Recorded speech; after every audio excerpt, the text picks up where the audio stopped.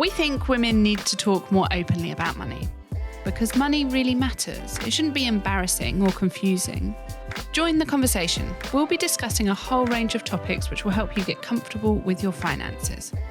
Money Matters, brought to you by AJ Bell. Hello and welcome to another Money Matters podcast. If you're joining us for the first time, welcome. If you are a regular listener, you'll know that I am Danni Hewson and I'm joined as always by Laura Suter. Hi, Laura.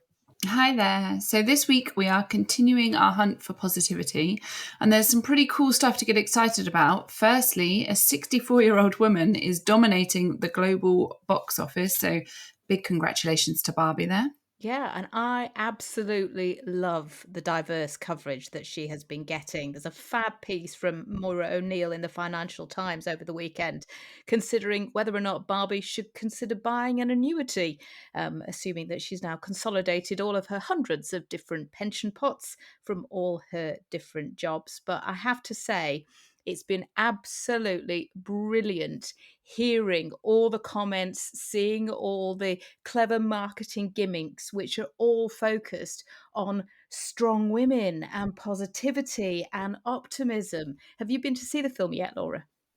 Not yet. I've got plans with my friend to go and see it, but not till next week. So, but I mean, yeah, big up to the Barbie marketing team because they are dominating all of the news and the front pages. But it's nice to have a bit of pink-fueled positivity for the summer, I think. And it gives everybody an excuse to get out and wear their pink clothes as well. I don't think I've ever seen quite so many photographs of women in their pink clothes as I have seen this weekend. But I must admit, I haven't seen it yet either. I too have plans to go next week with my mum and my two teenagers. So yeah, I'm looking forward to it. But I don't think I can quite go the Barbenheimer route. I'm not sure I could cope with 5 hours in the cinema. Just the toilet situation leaves me a bit cold there. I think it's too much, and I would just get too hyped up on pick and mix. No one should have that much time around pick and mix, particularly not me when I have no restraint. But continuing the theme of women dominating the headlines, we've got the biggest ever Women's World Cup, which has just kicked off in Australia. And we've got a record 32 teams competing, and the prize pot is better than it has been before.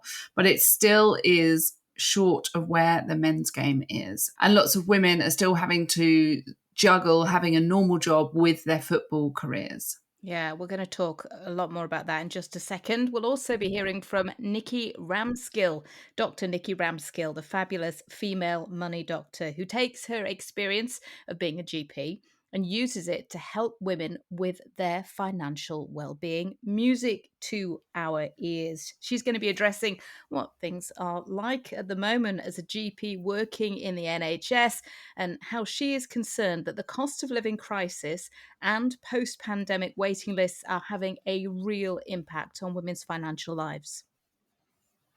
But first, before we hear that, let's go to women's sport. So obviously there's good news and there's bad news as that World Cup has got started in Australia. The great headline news is that women are getting paid far more than they were at the last World Cup in 2019. There's a total prize fund of $110 million, which is triple that of the previous Women's World Cup. But the slightly negative news is that they are still really lagging the prize pot for men by a huge margin. In fact, they're only getting a quarter of the $440 million that men got in the World Cup last year. Now, FIFA thinks that they might get parity by 2027, which will be the next Women's World Cup. But it's, I think, really interesting to see that gender pay gap laid out so barely there and so stark. And obviously the games are kind of in different places, but still it's interesting to see those figures. It is really interesting, and it has really stoked up the debate about women's sport and the levels of pay that they should be getting. Loads and loads of column inches have been dedicated to this, which I'm really pleased to see. I was taking a look at just some of the different sports, and one which really caught my eye was cricket. Here in the UK, the International Cricket Council has announced that its men's and women's competitions will have equal prize money from now on. So they'll get the same amount of money when they finish in equivalent positions at comparable events, and they'll also earn the same amount for winning a match at those events. But clearly, still big issues. However, one of the most brilliant things is the number of people watching women's sport. And there was a bit of research done by the Women's Sports Trust earlier this year looking at how much time was spent watching women's sport last year. And it was more than double the figure of the previous year. So an average viewer watched 8 hours and 44 minutes of women's sport in 2022 compared with just 3 hours and 47 minutes in 2021. And what I really liked is that some people were watching women's sport, but not men's sport. So you had 8.4 million people of both genders watching women's Super League games, but not the Premier League. So, you know, clearly there is a huge appetite, and 21.2 million viewers watched 2 hours or more of women's sport in 2022. And that is more than the equivalent figure for I'm a Celebrity, Get Me Out of Here, which was just over 19 million viewers, Strictly Come Dancing, about the same, and The Great British Bake Off. So, you know, this just demonstrates the forward motion here, which I think is massively exciting to see. Yeah, and I think it's just a case where salaries have to catch up, and once those viewing figures are higher and once, you know, advertisers put more money behind it, then more money will follow. But if we look at the women's team, so I dug out some figures on the average salary for playing in the Women's Super League, and it's around £26,000 a year. Now, some people will be earning more than that. There are some that are earning much more, you know, around the £400,000 mark, but some that will be earning much less. But when you compare that to the Premier League, they have an average salary of £61,000 a week. So about £3 million a year for the average salary. So you can see that huge difference there. Now, the FA now says it pays the same to men and women for representing England, for match fees and bonuses. What's interesting is I read an interview recently with England and Man City defender Alex Greenwood, and she acknowledged that there's a lot of focus on the pay disparity at the moment. But she said she's just pleased it's moving in the right direction. She said the men and women's games are in very different places, but we're going in the right direction. And the reason it's going in that direction is because it's been successful.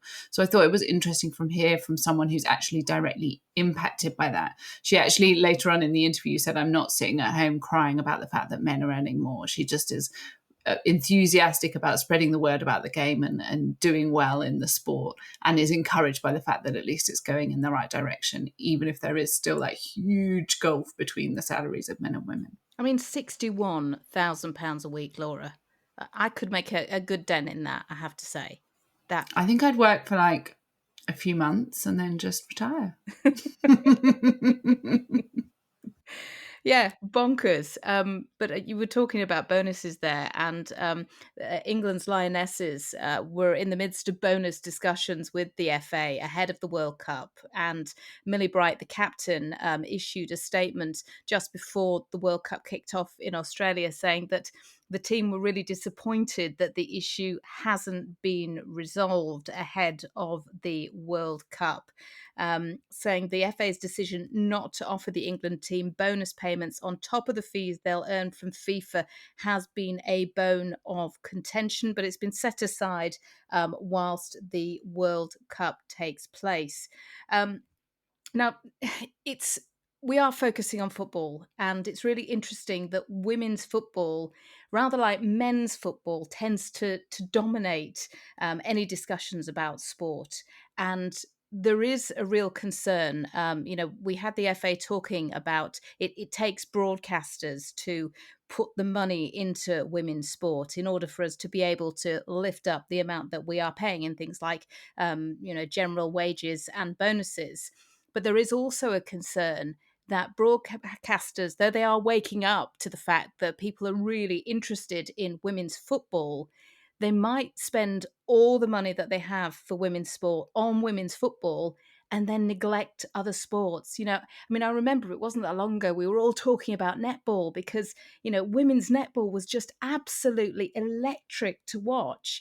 And, a lot of those women are working, in schools or juggling families and other jobs and training just to be able to represent their country. And another thing that is something which is of real concern is the amount of research being done into women's sport, women playing sport. There's so much research that goes on into men's sport. And a lot of the advances that we get at the moment are coming off the back of research which has been done into men's sporting participation, but so very little being done about women playing sport. So I think I'm really excited to watch this tournament. I think it's absolutely brilliant that, like Barbie, these lionesses, the Matildas, all of the women playing in this World Cup are massive role models. But I think it also says something that if you want to get the England goalkeeper's shirt, you can't find it for love nor money because there just isn't any interest from sponsors to be able to provide these things. So if you've got a daughter that wants one of those, well, I'm afraid you are going to be out of luck. But good luck to all the teams taking part. Good luck, particularly to the Lionesses. Have you heard the song that accompanies this particular World Cup for England? No, I haven't. I It, feel it like we should now get our producer to insert the song here, but we probably don't have the rights to it. So you can hum it if you'd like, Danny, if you uh, want everyone to hear it. Nobody wants that. And to be honest with you, from a personal opinion, it's bubblegum pop at its absolute worst. You want a bit of oomph and a bit of drive, and it's kind of insipid, I'm afraid. I was a bit sad when I heard it. It didn't make me feel good. And, sport is a hugely important part of health and well-being. The This Girl Can movement. Were you inspired by that, Laura? Yeah, I loved that campaign. I feel like I don't see so much of it anymore, but when it first launched, I thought it was really inspiring and really, really good advertising around it as well. It was, and it just made women of all different shapes and sizes and ages think, do you know what? If I go out in my lycra and I run down the street, well, I'm just going to get support. People are not going to be looking at me thinking, what are you doing? People are going to be looking at me and thinking, good on you. Because physical health can have a huge impact as well on financial health. And of course, with this podcast, we're always talking about money and women's involvement and emotional response to money and their relationship with money. And we've spoken before about money and mental health. So do take back at another of our podcasts. That episode was with the guys from Stop, Breathe, Think. So it's just absolutely fantastic if you can dig it out. It's well worth a listen. But for this episode, Danny's been talking to the fabulous female money doctor, Nikki Ramskill. So you can find her on social media at Female Money Doc. And she's also written a chapter for this year's edition of Inspirational Investing. We'll put a link to that on our social media channels so you can download a free copy of that book. Nikki is a GP, so she's got some real insight into the health of the nation, but she's also really passionate about helping women feel better about their money too. Nikki, thanks so much for joining us. We have spoken on this podcast before about the impact that mental health issues have on people's financial decision making, ability to earn, the kind of options that they're choosing when it comes to investments and that sort of long term financial health. But physical health can also have an impact, particularly I'm thinking about at the moment with cost of living pressures. You obviously work in the NHS some of the time. What sort of things are you seeing coming through? Oh, yeah, it's really depressing. It's from a doctor's perspective, it's so hard to see people suffering, and it's usually around not being able to make ends meet, essentially, and cutting out things that we might see as essentials, but actually when you've got to decide between keeping the heating and lighting on versus feeding yourself all the time, it's the food that tends to go awry. So I have a lot of people who say they skip meals, they make sure their kids are fed, but they won't necessarily eat every single meal of the day. They'll try and make something last as long as they possibly can. I heard reports of midwives and nurses using food banks. I mean, when I first started the Female Money Doctor in 2017, I had started to hear reports like that, but it's just got so much worse even in that short space of time. So yes, I can see everybody struggling. Even the charities that are there to support people when they're struggling to make ends meet are also finding it difficult because they're just so overwhelmed right now. It's tipped more people into that bracket that perhaps wouldn't have been in that bracket before. And when we're talking about people skipping meals or maybe choosing more unhealthy options because they're cheaper, maybe eating a lot more processed food, I'm guessing then that impacts long-term health as well. It impacts energy and the ability to do a good job and earn cash. Yeah. I mean, definitely for long-term health. I mean, I dread to think what kind of time bomb we're sitting on. I mean, even in the war, people, when they were on rations, they were making fresh food, weren't they? They were growing food, they were eating vegetables, and because that's what they could have an abundance of, and less so of the fats and sugars and things. It's completely different now, isn't it? It's not cheap to be able to eat well. When you change your diet, you end up buying things that actually cost a huge amount more money. So if you don't have that luxury or that option, you are going to be eating more carbs, pasta, rice, things like that. And then you're going to try and pad these things out. So yes, I can see that there's going to be a long-term health crisis at the end of this. Not just mental health, but as you say, physical health as well. People being overweight, not having the energy to do what they want to do, heart disease, it may be even dementia, because not being able to eat well also can impact on our brains and how they work as well. And then you've got to think about unborn babies, the ones that are perhaps suffering from this they've got no say in it at all, have they? And pregnant women that can't afford to feed themselves properly, then that's going to have an impact on future generations as well. So I think it remains to be seen what happens, but I don't think our generations are getting any healthier. I think actually it's getting worse, if anything. So yeah, that's what I'm that's what I'm fearing. And anecdotally, I know it's not just an issue impacting women, but I know a lot of women tend to be the ones that do the food shop, are thinking about making sure that their kids are eating. Are you seeing more women in this situation? Yeah, I mean, it's difficult to say because I'm only seeing snapshots of people in my clinics and things, but certainly I'm now coming across more people who are struggling with anxiety, who are struggling with money problems. Yeah, so it's definitely out there. And I know from colleagues and things that are working in different areas of the country, perhaps in more deprived areas, they are also struggling with that too. They're seeing a lot more people that they just can't help. There isn't anything a GP can do in that situation. I mean, aside from making someone's prescription perhaps last longer and giving them more tablets per prescription so they don't have to keep paying for regular ones all the time, there's not really a lot else we can do. It's a really, really difficult situation to be in, and it feels really depressing as a doctor. But yeah, I think we're just going to see more and more of these sorts of things, aren't we? Including people skipping out on their prescriptions and not buying things. Or very often I'll say to someone, "Oh, you can go and buy something simple over the counter to fix this problem. Well, can't you prescribe it to me?"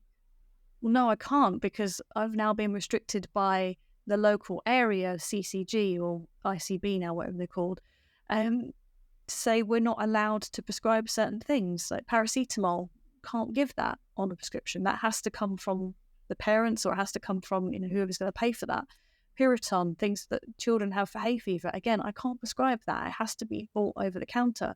And when those things cost £7-8, just in their own, it all adds up, doesn't it? So I think there are people that are also skipping out on kinds of medications that they should be taking. not picking up their prescriptions, not taking their blood pressure pills, which, put that with a bad diet and weight gain is also not looking good. And add in waiting lists as well. Oh, yeah. Yeah, that's another bugbear of mine.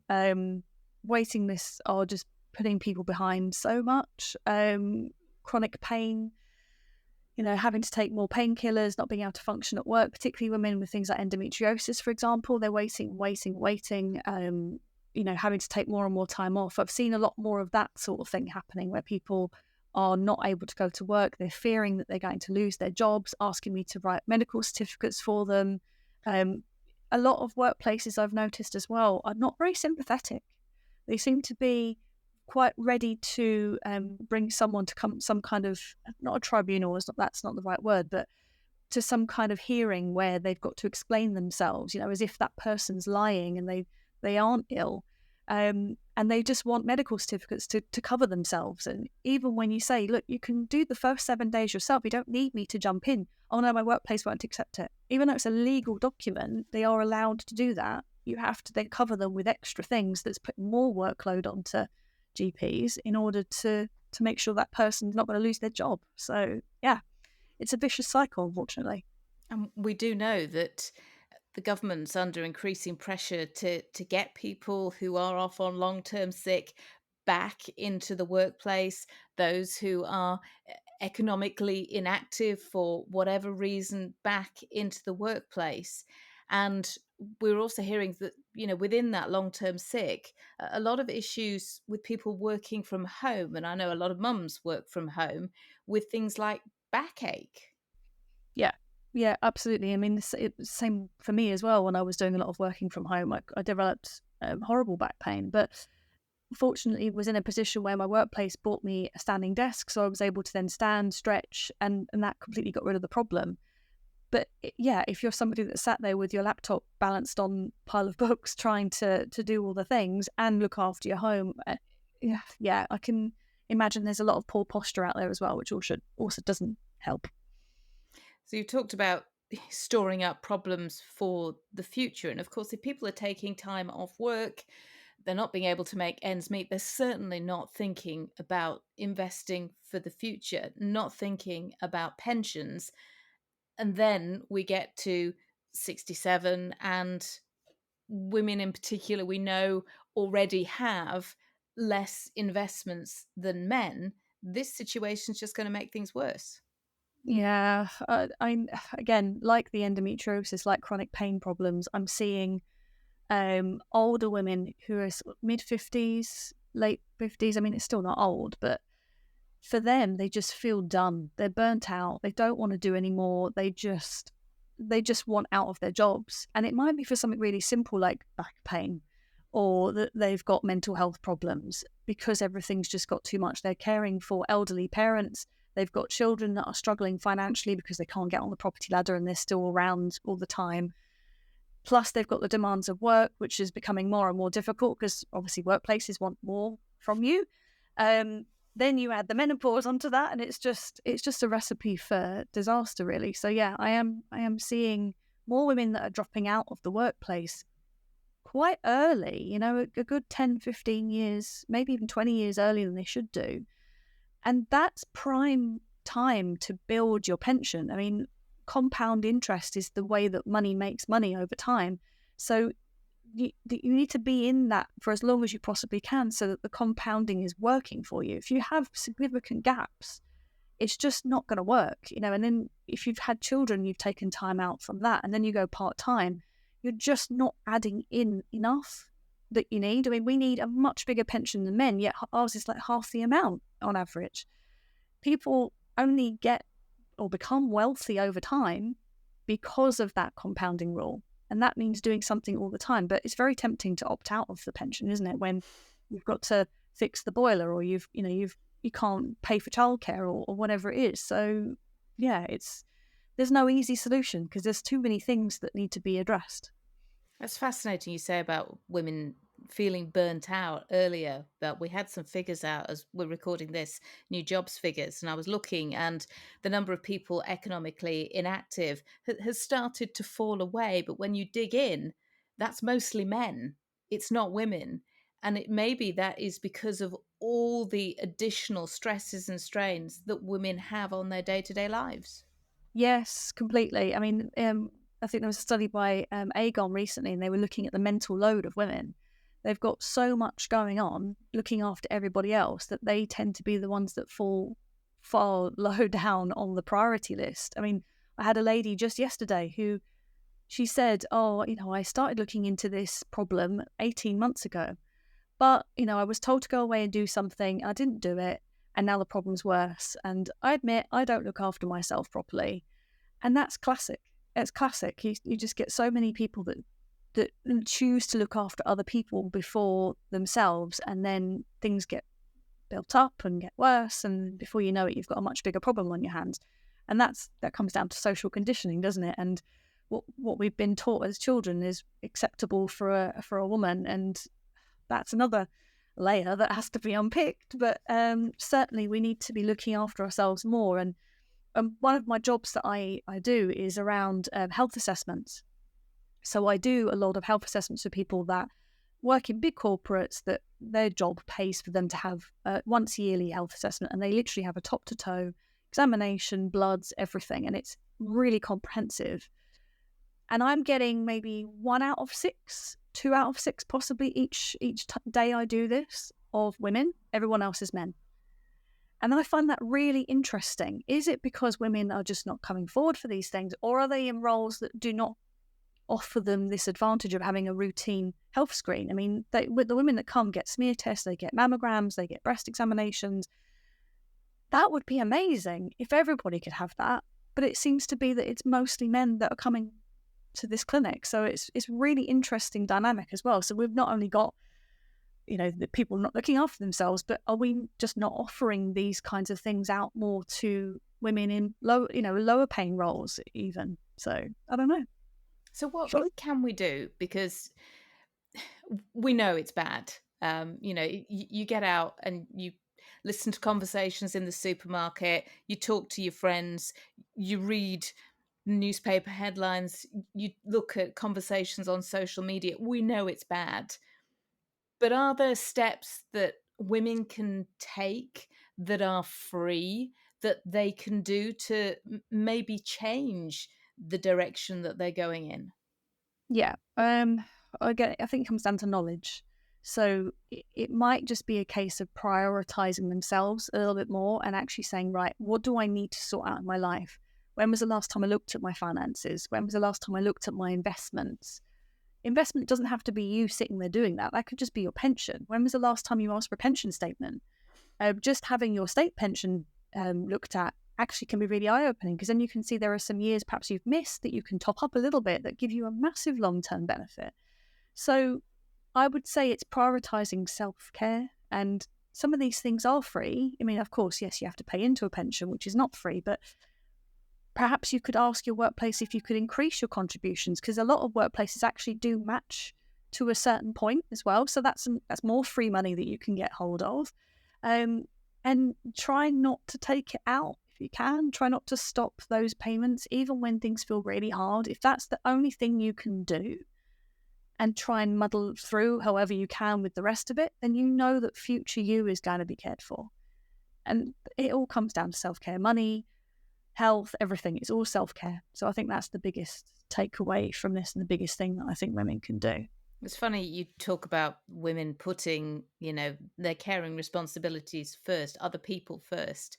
I am heading towards a big birthday, and about 6-7 weeks ago, I thought, I don't feel happy with myself. And I'm running around after my 2 teenagers. I'm looking after my husband, and I haven't done anything for me for ages. So I signed up to an 8-week course going to the gym. And it's incredible the difference that has made to my mental health, to my physical well-being, just to my whole attitude. But I'd never considered that I was lacking that until then.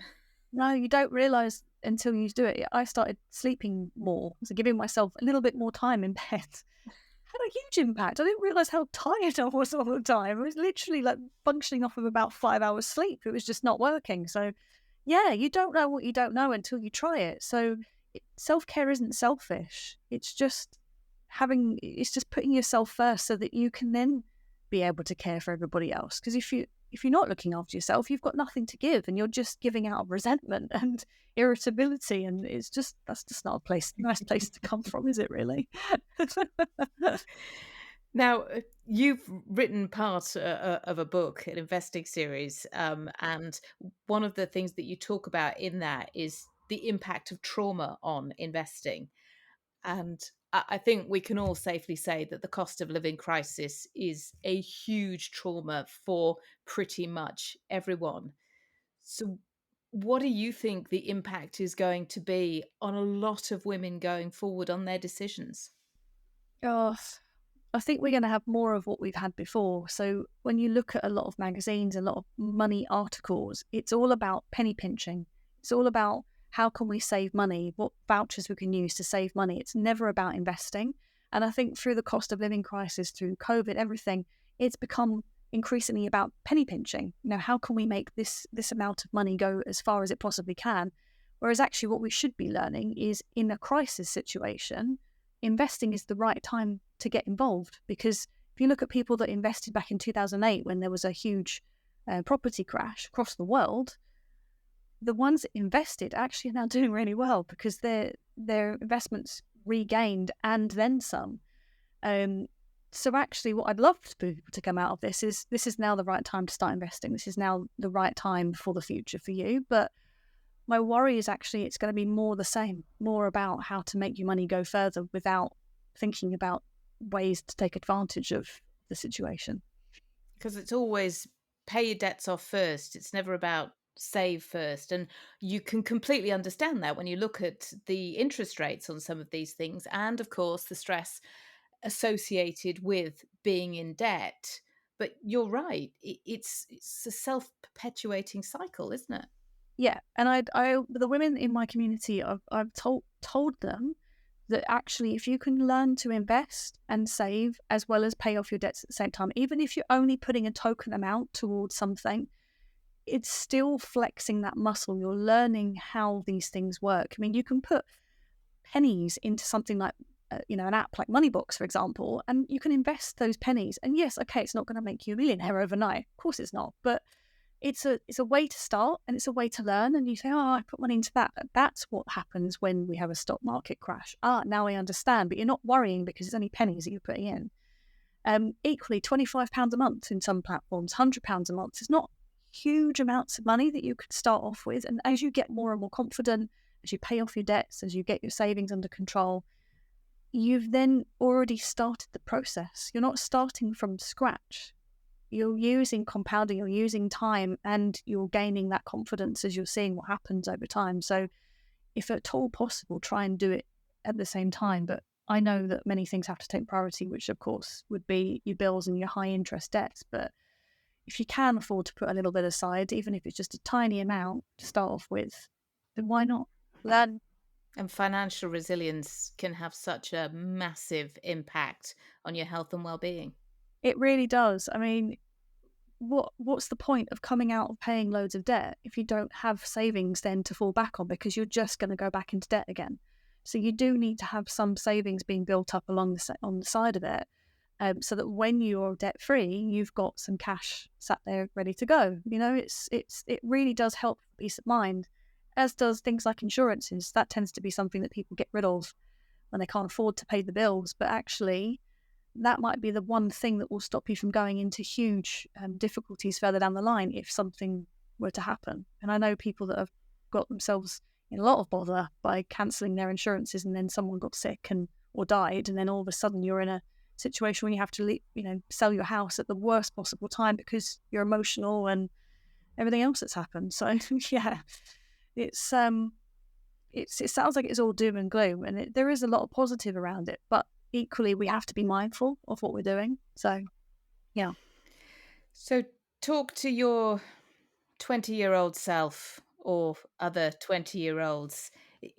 Life is hard at the moment, and you're absolutely right. We've been here before. What can people do now in their 20s, which means that in their 40s, in their 60s, they're physically fit, financially fit, mentally fit?